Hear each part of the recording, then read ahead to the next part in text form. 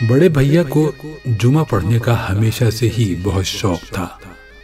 ان کا دھوبی سے دھلا کلف لگا سفید کرتا شلوار، ہمیشہ کہتے جو اپنے رب سے نزدیک نہیں ہوتا وہ انسان کے نزدیک کیوں کر ہو سکتا ہے۔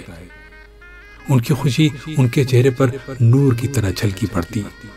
ان کی مخصوص سی مہک تھی، یوں لگتا تھا جیسے سندل کی مہک ان کے بدن کی مہک سے مل کر لازم و ملزوم ہو جاتی ہو۔ یہ میرا ہی نہیں، سب کا خیال تھا۔ بڑے بھیا پر صرف یہی خوشبو سجتی تھی جس سے ان کا کمرہ ہی تو کیا پورا گھر مہک جاتا اور کئی دنوں تک مہکا رہتا۔ یوں لگتا کہ جیسے بڑے بھیا کبھی کہیں جاتے ہی نہ تھے۔ ان کا موڈ اس دن اتنا خوشگوار ہوتا کہ جی کرتا کہ ہر روز جمعہ ہو۔ انہوں نے کبھی جمعے کے روز کوئی کام نہ کیا تھا، نہ پڑھائی نہ نوکری۔ وہ یوں جمعہ کی تیاری میں مگن ہوتے کہ بات تک کرنا بھول جاتے تھے۔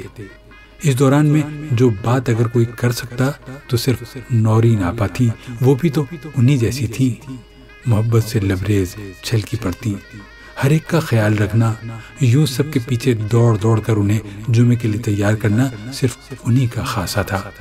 جمعے کا دن ہی ایسا ہوتا کہ ہر چھوٹا بڑا اس دن کے انتظار میں رہتا۔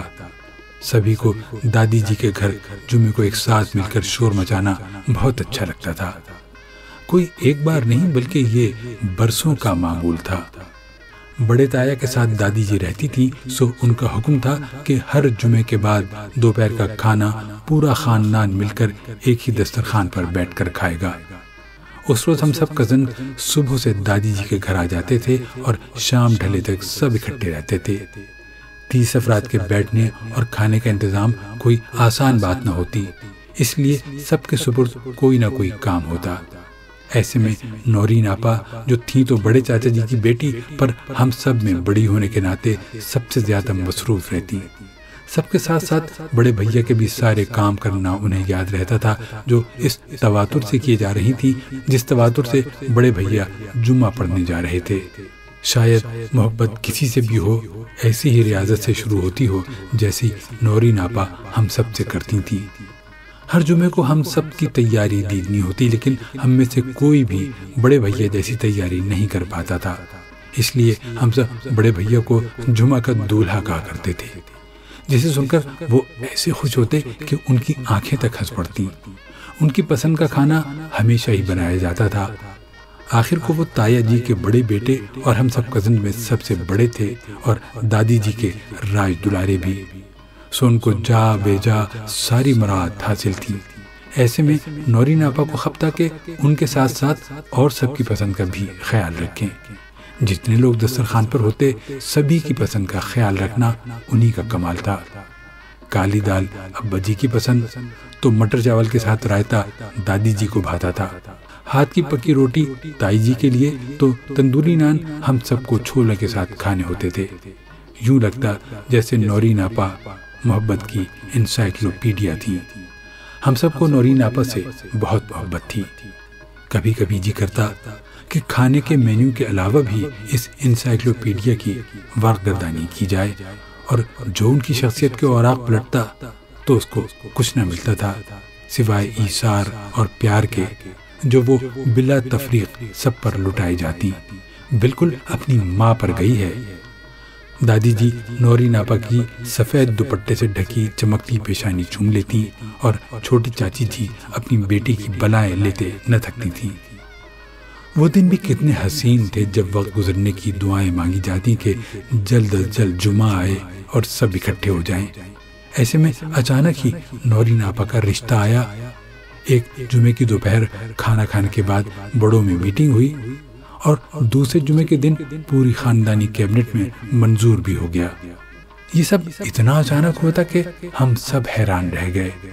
نہیں فرق پڑا تھا تو نورین آپا کو ان کے وہی ازلی مسکراتے ہونٹ، تاروں جیسی جھلملاتی آنکھیں، گلابوں کو ماند کرنے والی شاہبی رنگت، وہی عجز، وہی انکساری، وہی خدمت۔ نورین آپا کے روٹین میں کوئی فرق بھی تو نہ آیا تھا، اور اب خاندان بھر میں نورین آپا کی شادی کی تیاریاں زور شور سے ہو رہی تھیں۔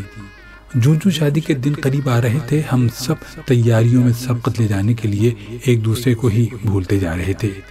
کپڑے، میچنگ جیولری، ہلدی، مہندی، گھر باہر جیسے دلہن بنا ہوا تھا۔ نورین آپا کا نکاح مارچ کی 22 کو جمعے کے بعد اور رخصتی ہفتے کی شام کو طے پائی تھی۔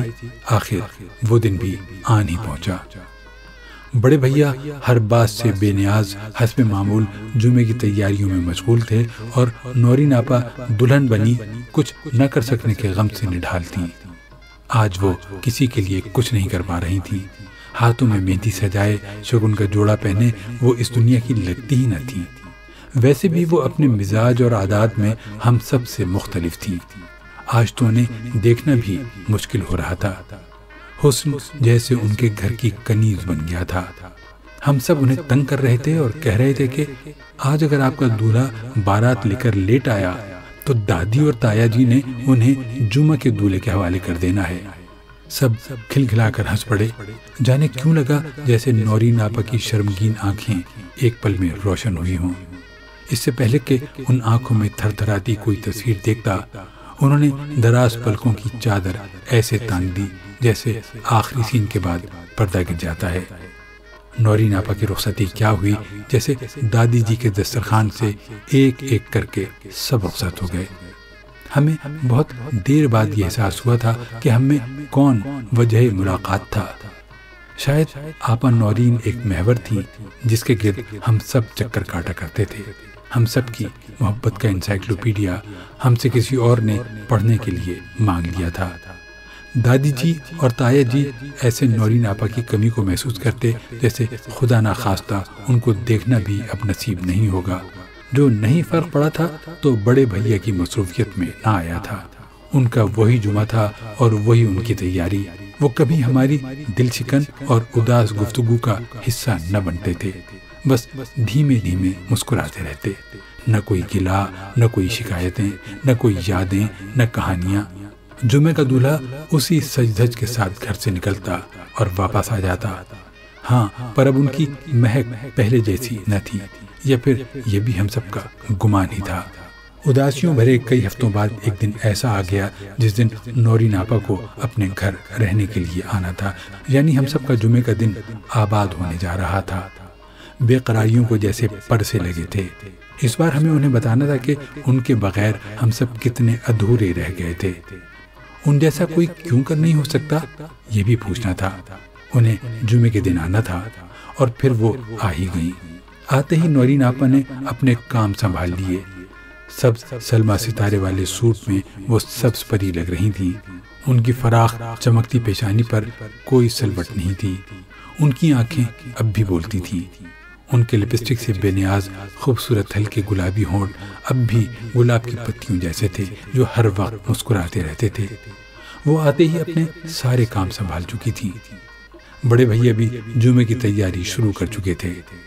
آج کئی ماہ بعد ان کی مخصوص سی مہک گھر بھر میں پھیلی ہوئی تھی۔ ہم سب کو یوں لگا جیسے جمعے کا دن جو کبھی بڑے بھیا کی اسی خوشبو سے منسوب ہوا کرتا تھا وہ لوٹ آیا ہو، پر وہ کہیں نظر نہیں آ رہے تھے۔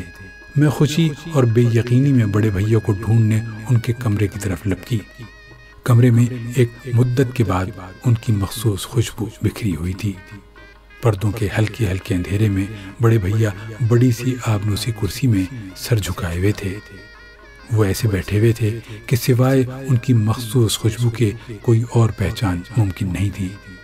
میں نے دبے پاؤں کمرے میں داخل ہوتے ہی ان کی آنکھوں پر ہاتھ رکھ دیے اور ہلکے سے کہا، میں کون؟ او آپ؟ میں حیران رہ گئی۔ ارے تم؟ آئی ایم سوری نورین آپا، میں سمجھی کہ بڑے بھیا۔ ساری باتیں جیسے تسلسل اور معنی کھو رہی تھیں۔ نورین آپا کے ایک ہاتھ میں بڑے بھیا کا کرتا تھا اور ایک ہاتھ میں ہیگو سندل کی پرفیوم۔ سندلی خوشبو، نورین آپا، بڑے بھیا سے منسوب مخصوص سی مہک، سب گڑبڑ ہو گیا تھا۔ اوہ، میں کھوئی کھوئی سی نورین آپا سے لپٹ گئی۔ ہلکے اندھیرے میں بھی نورین آپا کی آنکھیں آنسوؤں سے جھلملا رہی تھیں، جیسے شمع کی لو تھر تھر آتی ہے۔ پھر ان شبنمی آنکھوں پر پلکیں یوں گر گئیں جیسے آخری سین کے بعد پردہ گر جاتا ہے۔ مجھے یوں لگا جیسے ہم سب اپنی اپنی محبتوں میں مگن محبت کی انسائکلوپیڈیا کو پڑھنا ہی بھول گئے تھے اور خوشبو کے اس دکھ کو محسوس ہی نہیں کر پائے جو انجانے میں جمعے کے دولہا سے بچھڑ گئی تھی۔